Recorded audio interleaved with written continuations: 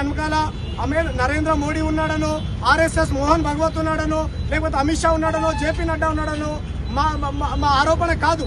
ఎవరైతే ఉంటే ప్రవీణ్ గారు నిజంగా యాక్సిడెంట్ అయి చనిపోతే యాక్సిడెంట్ గానే బయట పెట్టండి. ఎందుకు ఇన్ని రోజులు మీరు విచారణ పేరుతోని క్రైస్తవ సమాజానికి సమాధానం చెప్పకుండా ఉంటున్నారు? అంటే వాళ్ళ తరపున ఎవరు గొంతెచ్చే వాళ్ళు లేరు, వాళ్ళ తరపున పార్లమెంట్లో ఎవరు మాట్లాడే వాళ్ళు లేరు, వాళ్ళ తరపున అసెంబ్లీలో ఎవరు మాట్లాడే వాళ్ళు లేరు.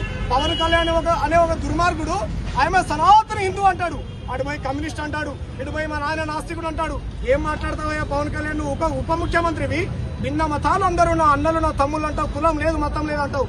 మరి నీ తోటి సహచరుడైనటువంటి మేధావి లాంటి వ్యక్తి రక్షణ టీవీ వేదికగా అనేక ప్రశ్నలు లేవనెత్తాడు. ఆయన హైందవ మేధావులను తీసుకొచ్చి కూడా కూర్చోబెట్టారు రక్షణ టీవీలో. అందరినీ తీసుకొచ్చి కూర్చోబెట్టాడు. మహానుభావుడు చనిపోతే ఆయన పట్ల సానుభూతి ప్రకటించాల్సింది పోయి వాడు చెప్తాడు రాధా మనోహర్ అంటాడు, యేసు ప్రభు ఎవడికి పుట్టాడో తెలియదు అంటాడు. ఇటువంటి సన్నాసిని ఏం చేయాలో మీరే చెప్పండి. కాబట్టి